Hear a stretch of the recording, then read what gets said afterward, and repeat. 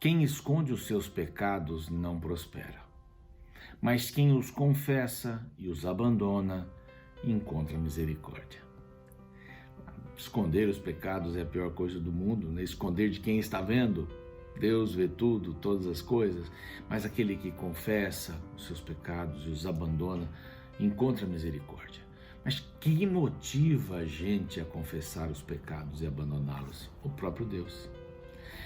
Nós o amamos porque Ele nos amou primeiro, né? Diz a palavra. Então Ele quem nos busca e nos oferece diariamente a oportunidade de confessarmos nossos pecados diante dele para alcançarmos misericórdia. Essa é a palavra de Deus e este é o programa Reavivados por Sua Palavra. Todos os dias estamos aqui com um novo capítulo da Bíblia, é um processo da Igreja Adventista Mundial e já estamos indo para o final, né, de mais esta etapa, mais esta série. Em janeiro terminamos mais uma vez a Bíblia para começarmos tudo de novo, porque a Bíblia e o seu estudo não param, de jeito nenhum. A gente não vai parar de estudar a Bíblia, né, nem um dia sequer. Esse é o propósito. Você acorda, arruma a cama, você estuda a palavra e sai para ser Jesus para as pessoas. Meu abraço para você que está aí às 6 da manhã, no comecinho do dia. Um abraço para você que está no NT Play também e para você que está no YouTube. Nós temos uma equipe muito bacana ali, pessoas muito queridas que fazem seus pedidos, que fazem seus agradecimentos também. Nós temos muita gente que escreve para a gente, a Rosana Ramos, o Aldeci também, a Suélia Lessa, isso mesmo, que essas pessoas sejam muito abençoadas hoje. Nós temos certeza que Deus está ouvindo cada prece, cada oração, no fundo do coração. A gente tem orado e pedido, Deus não está com seus ouvidos fechados, tenha certeza disso. Se você não está ainda inscrito em nosso canal lá no YouTube, é muito simples, aqui está o canal Reavivados por Sua Palavra NT. Basta você acessar o youtube.com/, então canal, aparece o canal, não é? Reavivados por Sua Palavra NT, e fazer sua inscrição, clicar no sininho para ter as novidades, dar o seu like e compartilhar o link com as pessoas que você conhece, tá bem? Também temos aqui um número telefônico, eles vão ficar aparecendo durante o programa, para você que quer se tornar um anjo da esperança. Muito bem-vindo, muito bem-vinda a este processo maravilhoso, esse grupo de pessoas extraordinárias que são parceiras da Rede Novo Tempo, rádio, TV, mídias sociais, e também os estudos bíblicos e as revistas maravilhosas de saúde, finanças, e aí, família e bem-estar. Lindo material que nós temos por aqui. Graças aos Anjos da Esperança, eu quero oferecer para você os ensinos de Jesus, esse estudo bíblico que tem 18 lições, o que Jesus disse sobre. E aí vai a Bíblia, sobre tradições, sobre a igreja, sobre a morte. Muito importante, muito interessante para você. Basta você ligar aí para este número, vão pedir lá alguns dados seus para você poder receber em casa, no escritório, onde você quiser, esta preciosidade aqui para você fazer o curso. Guarde esse número, passe para os amigos também, para que eles possam estudar a palavra de Deus. Hoje nós vamos estudar o capítulo 8, vamos dar uma passada, tirar algumas lições do capítulo 8 desta carta aos Hebreus até o capítulo 10, a gente está repetindo aqui, mostra a superioridade do sacerdócio de Cristo, do sacrifício de Cristo, da aliança de Cristo, essa superioridade de Jesus em relação aos anjos. Os judaizantes estavam criando um problema, porque eles não viam a Jesus com bons olhos. Eles ainda estavam atrelados às cerimônias de alguma maneira. Os judaizantes eram aqueles judeus convertidos ao cristianismo. Muitos deles queriam manter ainda algumas tradições. Então vem esta carta preciosíssima para dizer assim, olha, Hebreus e todo mundo, olha, vão com calma, porque Jesus é maior do que os anjos, é maior do que o sacrifício, maior do que o sacerdócio que nós conhecemos. Ele é a cruz, o resto era sombra. Então vamos passar agora para um intervalo e a gente vai começar a estudar o capítulo 8. Não saia daí.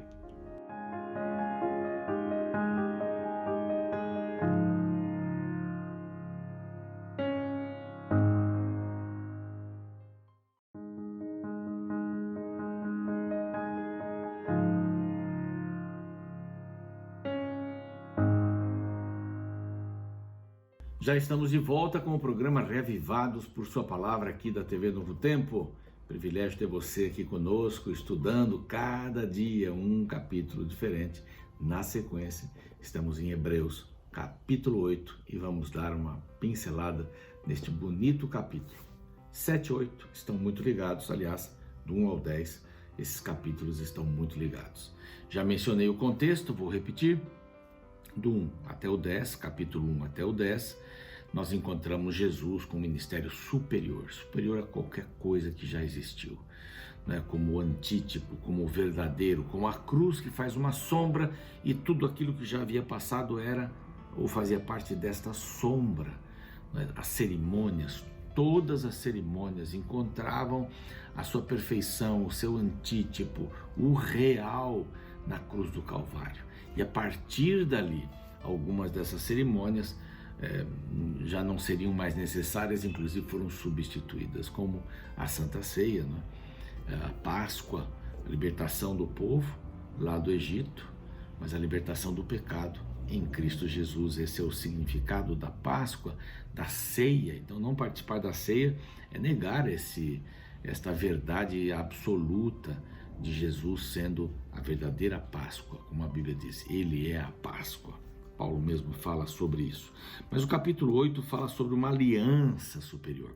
Vimos até aqui então sobre o sacerdócio, não é? Jesus sendo sacerdote segundo a ordem de Melquisedeque. Ele não está ligado a Arão, não está ligado aos levitas, ele não está ligado a esta fase. Ele aparece como rei de Salém, sacerdote, rei da paz, rei da justiça, aparece como um símbolo de Cristo. Foi uma pessoa real, e até me atreveria a dizer que quando Jesus chamar os mortos, aqueles que morreram nele, morreram em Cristo, Melquisedeque seguramente vai também aparecer. Então não é Jesus, não é apenas uma figura que foi tomada do Antigo Testamento, um ser real que guardava as leis de Deus, superior a Abraão. Olha, dizer que alguém era superior a Abraão era muita coisa, quando o próprio Jesus, né, diz que ele viveu antes de Abraão, que ele era antes de Abraão, criou uma celeuma toda. Como? Você tem poucos anos e é mais velho do que o nosso pai Abraão, que tudo se centralizava em Abraão, e também Davi também, e Moisés. E esse capítulo agora vai falar um pouquinho sobre Moisés, né? A aliança que Deus fez, né? Através de Moisés, como essa nova fase, né? A era mosaica das cerimônias, até então chegar na época de Salomão, o templo fixo, e Jesus, que era o perfeito sacrifício. Aqui começa assim, ora, o essencial, verso 1, né? O essencial das coisas que temos dito, o resumo das coisas. Paulo gosta de fazer isso, viu? Dá pra gente ver alguns nuances aqui da escrita de Paulo. Ora, o essencial das coisas que temos dito é que possuímos tal sacerdote que se assentou à destra do trono da majestade dos céus. Não é um sacerdote qualquer. E esse sacerdote faz uma aliança. Então a gente vê agora que existe um lugar superior. Havia então uma aliança superior. Onde está esse sacerdote? Esse sumo sacerdote está na majestade de Deus, dos céus, né? Verso 2: como ministro do santuário e do verdadeiro tabernáculo que o Senhor erigiu, não o homem. Aí já começa a introduzir essa questão do lugar. Então havia um lugar aqui que Moisés fez, não é? Primeiro era o patriarcal, né? Quando as pessoas confessavam para o membro mais velho da família os pecados e matavam o cordeiro. Depois então o povo, ele anda pelo deserto e precisa de um santuário móvel, um tabernáculo. Então ele é feito segundo o modelo que Deus deu, não é? A construção do homem, esse daqui, poderíamos dizer, nesse versículo aqui. Esse era um lugar superior, né? O tabernáculo que o Senhor erigiu, não o homem, pois todo sumo sacerdote é constituído para oferecer tanto dons como sacrifícios. Por isso era necessário que também esse sumo sacerdote tivesse o que oferecer. Ora, se ele estivesse na terra, nem mesmo sacerdote seria. não foi desta linhagem de Arão, de Arão, na verdade, não foi da linhagem de Arão. Jesus não foi. Os quais, as coisas que aconteciam aqui na terra, Jesus não seria sacerdote, como não o foi. Aqui na terra ele foi cordeiro e foi profeta, ele foi sacrifício e profeta. Quando ele sobe aos céus, então num determinado momento, ele se torna o sumo sacerdote. Então é essa mais ou menos a sequência. Os quais ministram em figura e sombra, falando dos que praticam aliança aqui terrestre. Figura e sombra, eu gosto muito dessa expressão, a sombra da cruz, das coisas celestes, assim como foi Moisés, verso 5, né? Divinamente instruído quando estava para construir o templo. Pois ele disse, isso é Êxodo 25, vê para que faças todas as coisas de acordo com o modelo que te foi mostrado no monte. Então Deus deu o modelo, agora você vai fazer isso daqui. Então, este sacerdote, sumo sacerdote Jesus, ele vive, ele intercede num santuário não feito por mãos humanas. E essa introdução, né, sacerdote que se assentou à destra, né, o primeiro verso, nós possuímos um sacerdote que se assentou à destra do trono da majestade do céu. Ele é Deus. Então não é como um comum sacerdote e nem uma aliança comum. Essa aliança foi feita com Moisés, para que ele cumprisse aquilo que estava determinado por Deus, no sentido de faça esse modelo aqui que eu estou te dando. E esta aliança se torna uma aliança secundária, porque a aliança maior é aquela que Jesus fez. Então todo o ministério de Cristo é superior. O lugar que ele está é superior. Ele não está num templo aqui na terra. Isso é muito importante e interessante. Não existe um lugar aqui na terra onde Jesus esteja e ponto. Não, ele está em todos os lugares. Porque nós nos tornamos esses templos do Espírito Santo. Então não há um lugar sagrado. Por isso que nunca foi intenção de Deus marcar lugares sagrados. Nunca foi interesse de Deus. Senão nós saberíamos onde estaria a Arca de Noé, nós saberíamos onde estaria a Arca da Aliança. Isso não era importante. O importante é que o Evangelho permanece, não o que foi feito. Já pensou se a Arca estivesse por ali intacta? Nós estaríamos adorando, querendo um pedacinho da Arca, querendo...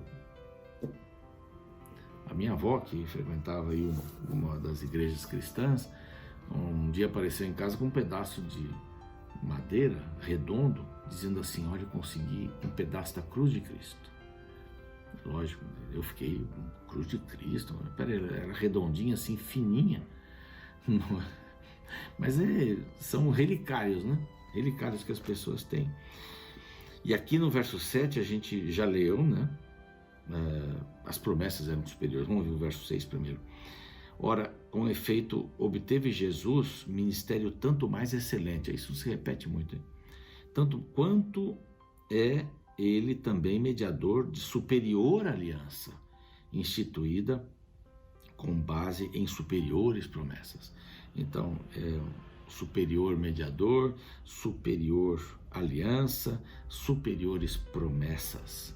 E o verso 7 nós lemos ontem: porque se aquela primeira aliança tivesse sido sem defeito, de maneira alguma estaria sendo buscado lugar para a segunda aliança. Então, esse livro aqui é muito esclarecedor, porque ele não só coloca a Jesus no lugar dele para os judaizantes, os judeus convertidos ao cristianismo, naquele tempo, e a explicação era: essas cerimônias todas acabaram, vocês judeus convertidos querem que essas cerimônias continuem, ou algumas delas, mas a cruz resolveu tudo isso. E isso também nos ajuda a entendermos que o que foi abolido na cruz não foram os 10 mandamentos, que os 10 mandamentos não têm que ver diretamente com as cerimônias que apontavam para Jesus. Os 10 mandamentos têm que ver com o caráter de Deus. E especialmente a gente faz essa celeuma toda da lei que foi abolida para acabar com um dos mandamentos. Você sabe qual é? que tem que ver com a criação, não com as cerimônias. Há dias chamados sábados também, que faziam parte das cerimônias, mas o sábado, o sétimo dia, não. Então, esse livro é muito esclarecedor, ele é forte, porque ele indica tudo que era cerimonial acabou. O véu do templo foi rasgado. A aliança é superior, o mediador é superior, as promessas são superiores. Por quê? Elas não acabam. Elas não acabam. O sacrifício foi feito de uma vez por todas. O que eu tenho que fazer hoje é aceitar. É aceitar. Alguns cultos cristãos, eles fazem a doxologia, a estrutura desses cultos é mostrar que Jesus morreu de novo. E se eu não participar, ele está morrendo em vão por mim. Mas isso não é a realidade. Ele participou, ele fez uma vez só. Ele morreu uma vez só. Tanto é que há textos que nós já vimos aqui, se a gente não aceitar isso, aquele texto bem complexo, né? Foi do capítulo 5, 6. É impossível que aqueles que uma vez foram iluminados, né, caiam, é impossível que eles voltem. Porque eles querem voltar para as tradições, é impossível ser salvo pelas tradições. É só isso. O verso 8 então diz assim: de fato, repreendendo-os, diz, falando aqui, então, se fosse perfeito, sem defeito, não precisaria vir a segunda aliança. Mas veio a segunda aliança. Então veio a segunda lei. É essa lei, a lei da salvação em Cristo Jesus. Eis aí vem dias, diz o Senhor, e firmarei nova aliança com a casa de Israel e com a casa de Judá. Não segundo a aliança que fiz aos seus pais, no dia em que os tomei pela mão para os conduzir até fora da terra do Egito, pois eles não continuaram na minha aliança e eu não atentei para eles, diz o Senhor. O que aconteceu com esta aliança? Ela foi quebrada, porque o povo de Israel não quis saber mais de Deus, tanto é que eles, depois que entraram para Canaã, não destruíram as cidades e os deuses, né, destas cidades. Eles começaram a adorar esses deuses, e esse foi o problema até o final, até Israel ser destruído pela Síria e depois a Babilônia destruir mais tarde, então, o reino do sul, que é Judá. Porque eles acreditavam em outros deuses. Na realidade, eles faziam um panteão onde Deus, Jeová, também estava presente. Então, por esses motivos todos, essa aliança foi quebrada e surgiu uma nova aliança. E Deus fala aqui: eu vou fazer uma nova aliança. Mas eles não quiseram. Não quiseram. Porque esta é a aliança que firmei com a casa de Israel depois daqueles dias, diz o Senhor. Na sua mente imprimirei as minhas leis, também sobre o coração as escreverei, e eu serei o seu Deus, eles serão o meu povo. Essa era a aliança que Deus queria estabelecer dentro do coração.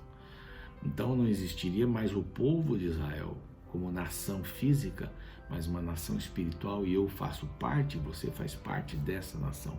Eu não preciso usar quipá, eu não preciso colocar ali o candelabro das 7 velas, eu não preciso ter os pães da proposição, eu não preciso construir alguma coisa parecida com o santuário, porque isso tudo já passou. Nós temos o real, para que a gente voltar lá atrás? Eu fico assim pensando e vejo, com todo respeito, hein? Algumas denominações se judaizarem como se fosse uma coisa muito importante, fundamental para a salvação. É só ler o livro de Hebreus e você vai ver que essas coisas não são necessárias, com todo o respeito e carinho que eu tenho por estes meus amigos destas denominações. Mas qual o sentido? Qual o sentido? Mas se há uma aliança superior, se ela acontece no coração, as cerimônias passaram. Agora, Cristo estabelece uma nova aliança, superior aliança, superiores promessas, e não ensinará jamais cada um o seu próximo, diz assim, falando dessa aliança colocar no coração, né? Nem cada um o seu irmão, dizendo: conhece o Senhor, porque todos me conhecerão, desde o menor até o maior. Essa era a aliança que ele queria fazer com o povo de Israel, não é? E ele faz conosco hoje. Ele coloca a lei no coração. Pois com as suas iniquidades usarei de misericórdia, dos seus pecados jamais me lembrarei. Essa era a promessa, essa era a aliança. aliança interior, perdão para todos que quiserem. Bom, quando ele diz nova, torna antiga a primeira e desaparece. Tudo que está para lá da cruz desapareceu. Deus possa abençoar você ricamente e tenha em seu coração essa marca de Jesus Cristo. Oremos. Senhor Deus, te agradecemos pela marca de Cristo em nossa vida, te agradecemos por Cristo morrer na cruz do Calvário, uma nova aliança. O Senhor quer imprimir a lei, quer imprimir em nosso coração, em nossa mente, e nós estamos aqui abertos para que esta lei possa ser impressa e que vivamos como Jesus viveu, que vivamos e sejamos Jesus para as pessoas. Esse é o nosso maior objetivo, Pai, porque é uma aliança superior. Em nome desse Cristo. Amém. Amanhã voltamos com o capítulo 9. O programa segue. Vejo você depois. Em pleno auge da pandemia de 2020, eu ouvi algo curioso de um membro cristão que estava muito desanimado por causa das igrejas que haviam se fechado por decreto municipal. Com um semblante triste, ele disse: "Depois que a igreja fechou, eu me sinto muito distante de Deus." Sem dúvidas, a igreja tem um papel importante na vida espiritual de seus membros. Porém, não é correto vincular a comunhão com Deus com a frequência ao culto religioso. Os cultos são uma parte da comunhão, mas não o todo. A conexão com Deus não necessita de templos construídos por homens para que ela ocorra. E justamente este foi o ponto que Paulo apresentou para os seus destinatários na carta de Hebreus capítulo 8. Logo nos versos iniciais, ele fala da superioridade do santuário celestial em comparação com o templo terrestre. Ora, o essencial das coisas que temos dito é que possuímos tal sumo sacerdote, que se assentou à destra do trono da majestade nos céus, como um ministro do santuário e do verdadeiro tabernáculo que o Senhor erigiu, e não o homem. É importante lembrar que Paulo escreveu para judeus que, por causa da fé cristã, estavam sendo expulsos do templo. Assim, muitos deles não estavam podendo participar das grandes celebrações religiosas. Diante disso, a carta aos Hebreus tinha como objetivo lembrar que existe um templo superior ao terrestre, um que não foi construído por homens, mas pelo próprio Deus. Um que não tem um líder religioso humano, mas o próprio Cristo é o sacerdote. Um templo que nunca fecha e está disponível 24 horas por dia para ouvir as orações dos fiéis. A realidade do templo celestial nos lembra de que nossa vida espiritual não precisa se limitar aos templos humanos e nem aos horários dos cultos religiosos. Deus está todos os dias, a cada momento, disponível para ouvir seus filhos. Assim, mesmo que um dia as igrejas venham a fechar e não tenhamos a possibilidade de nos congregarmos com os outros membros da nossa fé, existe um céu aberto para todos nós, onde Deus Pai, Filho e Espírito Santo sempre estão disponíveis para ouvir nossas preces e receber a nossa adoração.